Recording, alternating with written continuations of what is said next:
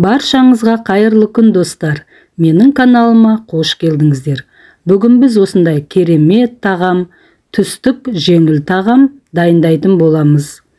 Бұл жеңіл тағамды біз нан мен картоптан дайындаймыз. Ол үшін бізге картошка, пияз, капуста, қызанақ, тәтті бұрыш және қатты нан керек. Алдыменен қажетті көкөністердің барлығын осылай ұзынша етіп турап аламыз. Капустаны да осылай ұзынша етіп тураймыз. Мінекей турап қойдым.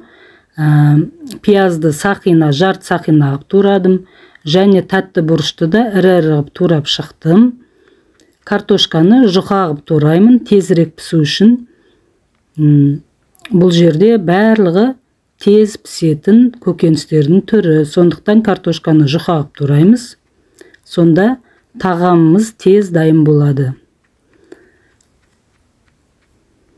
Әрі өте дәмді болады.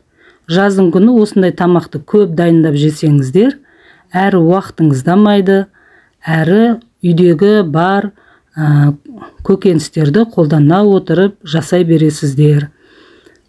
Міндетті түрде бұл тағамға ананы мынаны қосу керек емес, үйдегі кез келген бар көкөніспен жасай беруге болады. Тек қана бір-бірімен дәмін үйлестіре білсеңіз болғаны. Помидорды көбірек тураған жақсы, сонда қышқылтым әдемі дәмі шығып тұрады қызанақтың. Мінекей қатқаннан қосып жібереміз бұл тағамға. Сол кезде қатқан нанымыз сочный болып, майдың дәмі сіңіп өте дәмді болады. Отқа қазанымызды қоямыз, сосын майымызды құямыз. Майымыз қызғаннан кейін пиязымызды саламыз алдыменен. Сөйтіп, пиязымызды қып-қызыл болғанша жақсылап қуырып аламыз. Пияздың үстіне тәтті бұрышымды салып жатырмын. Одан кейін капустаны салдым. Тағы да бәрін жақсылап қозғап, қуырып аламыз. 2-3 минуттай біраз қуырып аламыз. Енді осы қуырылып жатқан көкөністердің үстіне қызанақты саламыз.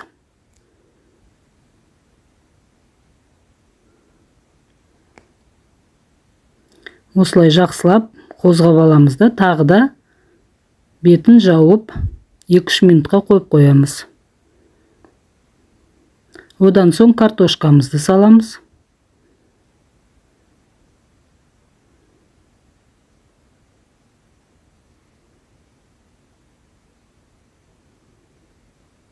Осы кезде кішкене тұзын қосып жібереміз.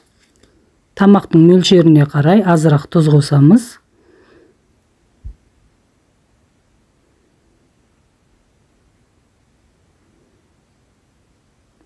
Сөйтіп 5 минутқа бетін жауып қойып қоямыз. Ас көкті турап дайындап қоямыз. Мінекей біздің тамағымыз қуырылып жатыр.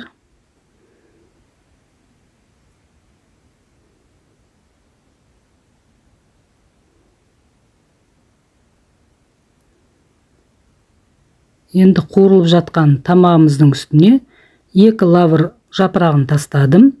Сосын қайнап тұрған суды құямыз. Енді осының үстіне жаңағы қатқан нанымызды салып, жақсылап араластырамыз.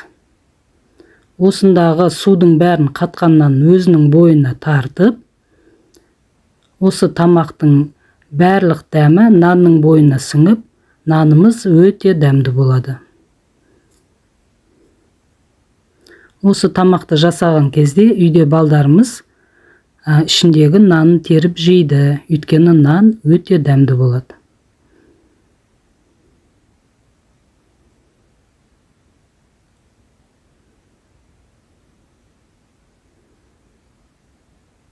Мінекей біздің тамағымыз да дайын болып қалды. Енді тамағымызды тарелкемізге салып, дастарханға алып бара берсек болады. Мінекей өздеріңіз көріп тұрғандай, тамағымыз өте әдемі. Көрінісін қараңызшы, қандай әдемі болды. Иісі де бұрқырап мұрынды жарып бара жатыр.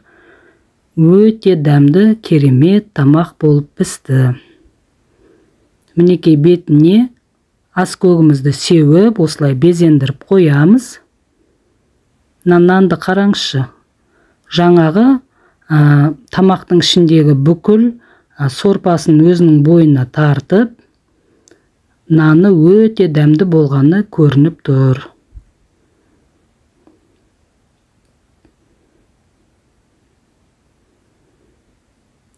Егер де сіздерге менің бүгінгі осы жасаған тамағым ұнаса, маған лайк басып тіркеле кетіңіздер. Назар қойып тыңдағандарыңызға рахмет. Сау болыңыздар.